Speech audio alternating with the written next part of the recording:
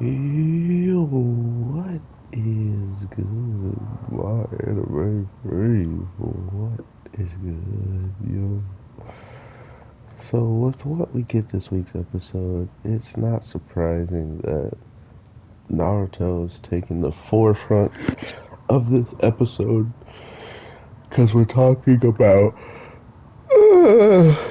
Excuse me. So, we actually finally get to talk about Kara and supposedly what they've been doing. We've been hearing this name for some time throughout a couple of the fillers characters and even just seeing signs of it from different mediums and stuff along those lines. So it's kind of funny that all of a sudden one of the people that are actually a part of all of this is the old man we just watched and Deep, which makes so much sense why Deep was so unique when it comes down to all of his abilities. I don't know if he's in the manga, but that was the smartest way to fill in a plot hole for his character.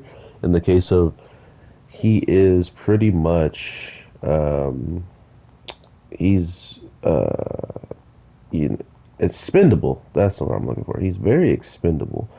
And it's not like they needed to really give us a full blown detail of his past and all this stuff.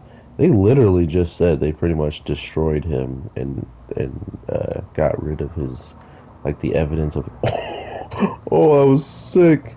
Got rid of the evidence of him existing. So there's that as well now. I don't know what to really feel about it because we honestly are just getting tiny information by the second, and it's kind of obvious that there's some stuff being withheld. But overall, I really do like where this is going because if you really think about these things, a lot of people have already uh, kind of encountered or figured out, how strong some of the people are within this world. And oh man, Sasuke went out there and died. And for people to still kind of underestimate Naruto and all of them, I think that's a dead, like, you just don't do that anymore, right? Like, think about it as if you are going to go that route, that means you are ultimately saying that you know about Ninetales, you know about all of his teammates and all of his different stuff, and you're still getting caught up and beat up because you thought you could take on, one of the strongest, if not the strongest ninja of all times. So now we're in a position where we're just going to continuously see where Naruto uh, is going to influence the show because as of right now, it definitely feels like they are way more transitioned to Boruto and his friends and stuff like that, compared to what I've been hearing in the mangas. It just sounded like Naruto was more involved because it probably needed him to be, or in the other sense, people, uh, people when they or when they read mangas, it's usually more straight to the point than the anime ever would be, especially Naruto. Um, so a lot of the stuff that they're getting, it makes sense that it would feel as if there's still a ridiculous amount of information to be had when it comes to anime. But there was something someone was explaining to me that I heard it and it sounded cool, and in the manga it sounded like it was always just a thing that was there, and in the anime we know that that's not the case.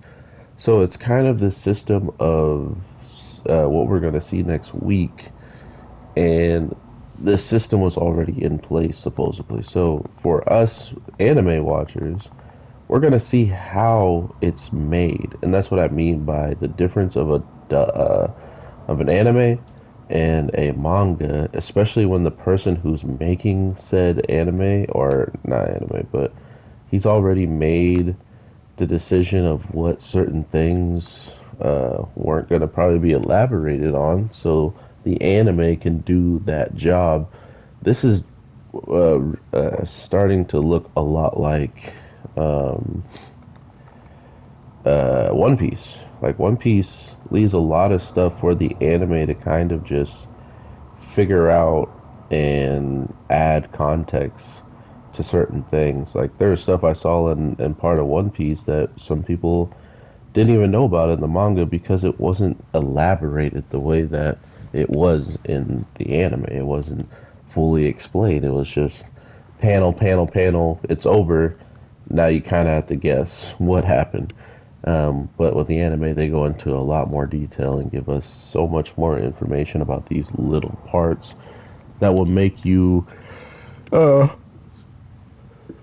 it leaves less to question, if that makes sense. But yeah, this air balloon that the kids have lifted off into the sky is pretty much going to be their real first step towards like cell phones and being able to just call any and everywhere and start getting a hold of people to not have to send out, for instance, like five, six decently strong people from the Leaf Village to go and just talk to people about situational stuff that's happening in the Leaf Village. So if you get that, it's also more of a convenient factor for every single nation, which just makes them all so much more powerful at the end of the day.